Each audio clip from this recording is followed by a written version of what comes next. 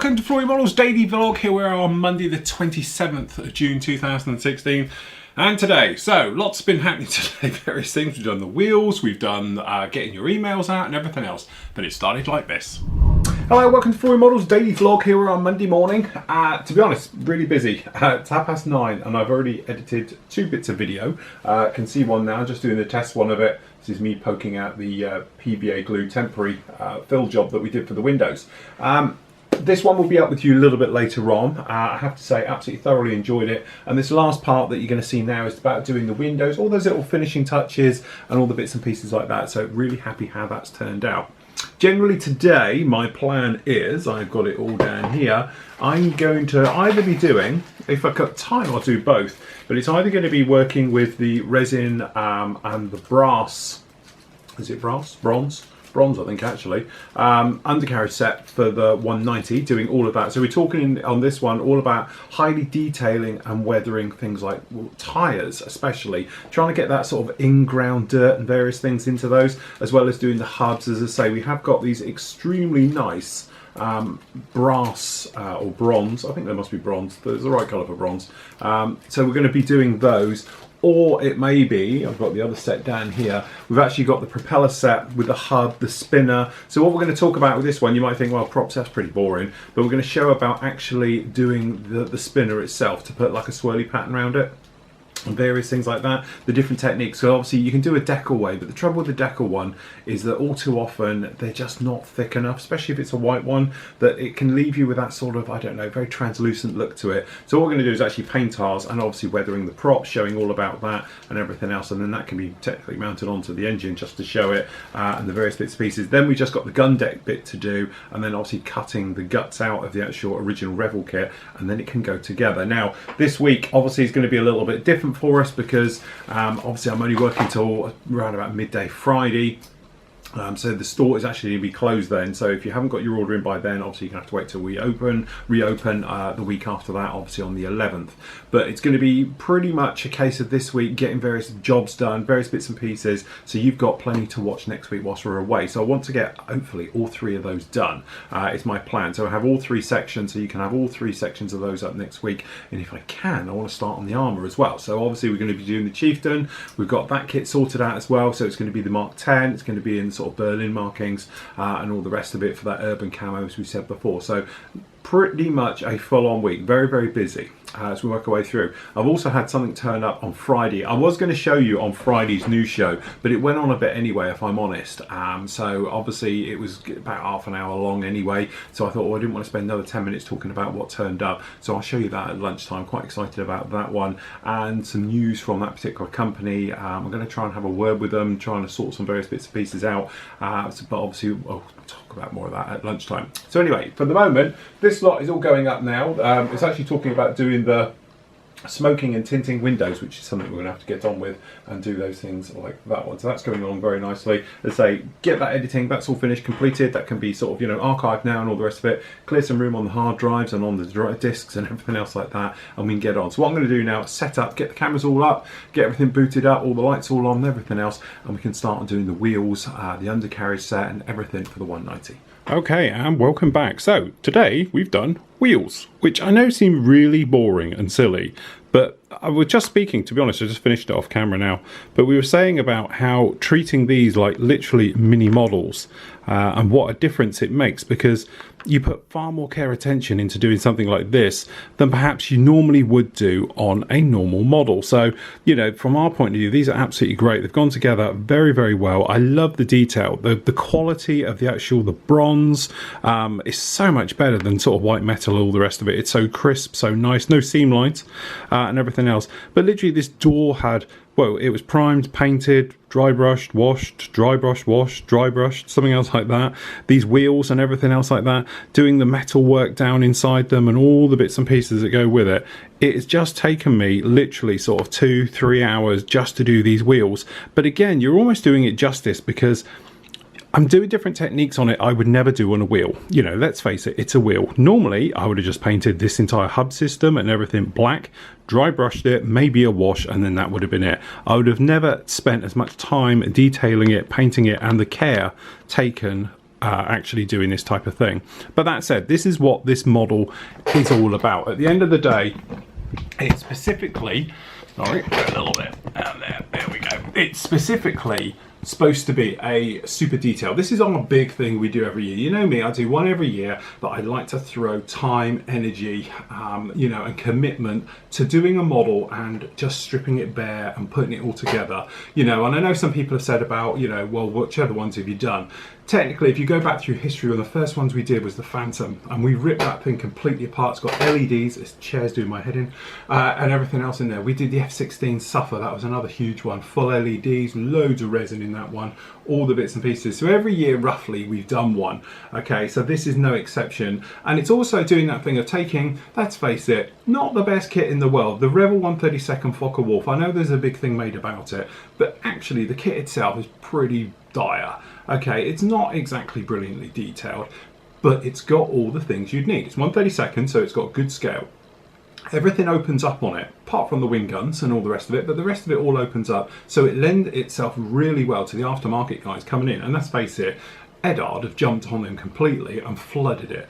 But it really works. It is really, really nice. And just little touches like wheels, like it's really hard to get excited about wheels, but they are worth it. From my point of view of what we're doing here, if you used to put these up against the kit ones, it's just a world apart. It's completely different. And I know it's a bit of expense, you know, I think these are roughly going to be about 10 quid. So they're not the cheapest thing. But if you do like I've done, and I've just spent probably 3 hours doing the wheels and everything else like that, it's value for money. You know, I think it's really value for 10 quid for, you know, 3 hours and all the rest of it. Is fine. And I didn't really go massively over the top. You could do a lot more with these, but instead I'm trying to keep it all to a certain weathered level. I don't want it to go in and look like it's been kicked to hell and all the rest of it. I want it just to look like a standard type of aircraft that just happens to be all open and showing all its bits for the world to see and everything else like that. But there we go, that's those done. That'll be up with you on Wednesday. To be honest, I'm just looking over it. It has finished, which is very good. So that's the part of the last part for the Osprey. That's actually on YouTube now, so I'm going to get that up onto the site and all those different bits and pieces. One little thing I will share with you, this is the guy that turned up, actually it turned up Friday, and I have it here. I better not show the name because I'm not sure if they want everyone to see it, but this little box cost me 80 quid, so it better be good. Okay, but I had quite a lot of messages over the weekend asking about the one-day build and all things like that. Great, coming to this box completely the wrong way. So hopefully this might whet a lot of your appetites. Nice homemade box. Right, okay, so I'm hoping you can see this. Let me flick this up so I can make sure you can see what I see.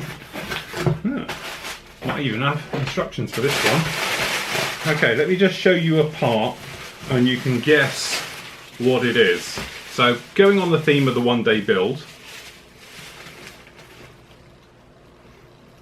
yes, it does look pretty rough, I have to say that. I'm just trying to work out what that actually says in there.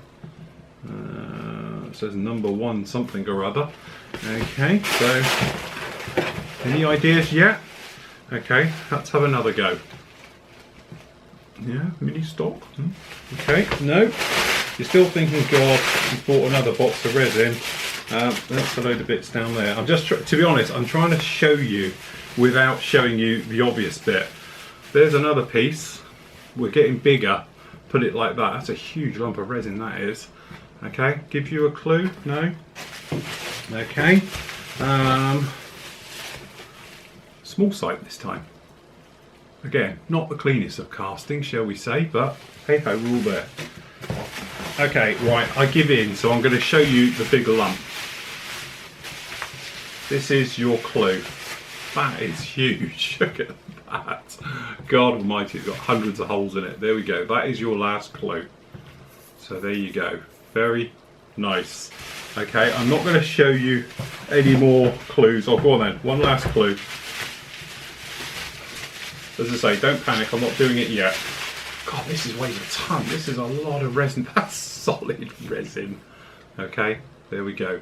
So that's your clues, everyone. I can just... Clues? Yes? No?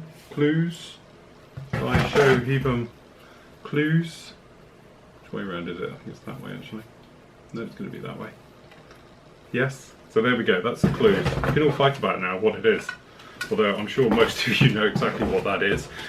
So anyway, that will be up in, maybe not as a one-day build. I might spend a little bit more care and attention on these as I do them in the future. But definitely, again, cast. That's horrible. That's got hundreds of holes in it. It's just like an accident waiting to happen, but it should be a lot of fun to do it. So there we go. That's about it for today. I'm going to join you tonight on tonight's new show. So I have to say, these wheels, like we were just saying, they are little mini models. And to be honest, I'm not very good at this type of thing, as in treating little things like mini models, because I come from a sort of commission basis times money type of thing. Everything's a whole. Build everything, it's one big whole, and I find it the quickest, simplest way to build a model. This particular time we're doing everything a little bit different. So like down here, we've got the cockpit, we've got the engine, completely as separates and everything else like that. And now we've got the wheel wells, and then obviously we're going to be moving on. Oh, and we've got the flaps, can't forget the flaps, so we've got the flaps there. And then we obviously we've got the gun deck to do, and we've got the propeller, which I'm going to do tomorrow. So really we're treating everything as tiny individual models, and it's amazing because you look at it in a slightly different way. And now this is dried off, and I'll tell you what I can do. If I just grab my other camera,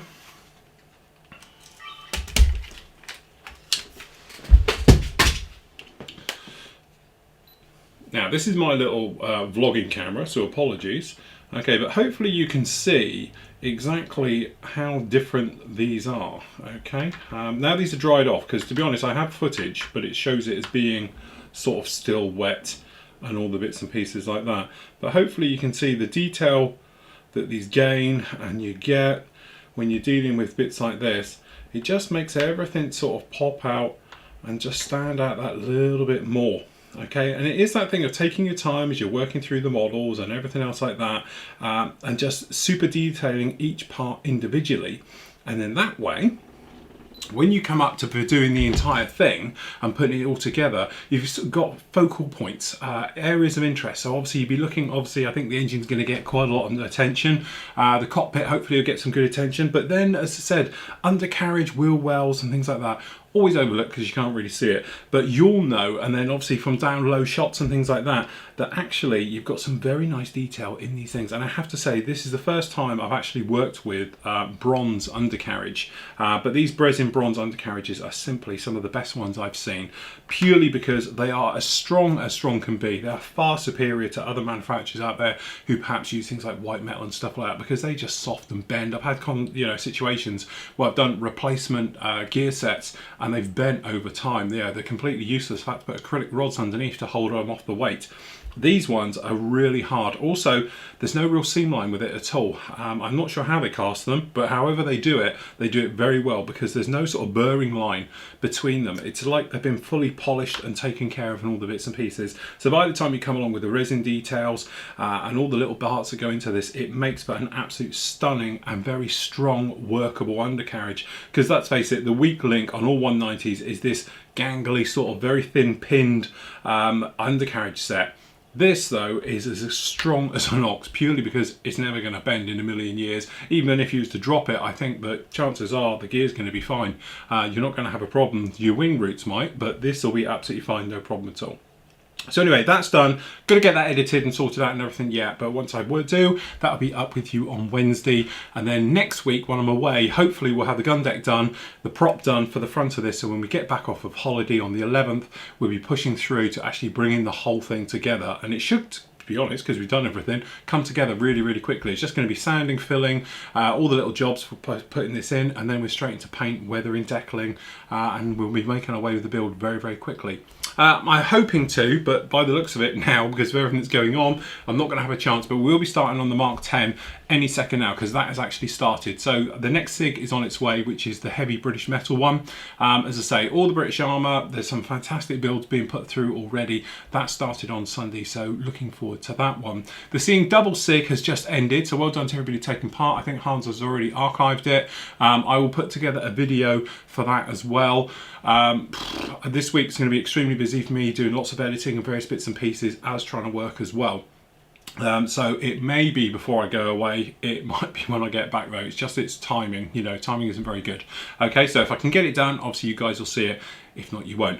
As for the medals, you've all been shot an email. Now, don't panic if you start seeing other people's addresses, because I bunched you in little groups together just so I could shoot out an email through our forum system using the forum chat thing. Now, the trouble is, though, is that when you reply to it, everybody else will see it in your little cliche. So it's only around about 20 per one gone out, but obviously it's 172 of you I had to speak to, and it was a lot quicker from doing that than it would have been trying to email you directly, because as we know, emails go out of date, all the bits and pieces. So by using the chat system on the forum, I knew you would be there, because obviously you're in the forum all the time and it's not a problem. So that's why I've used that way of doing it. If you can reply back, if you see somebody else's, just don't worry about it. Don't take any notice of it.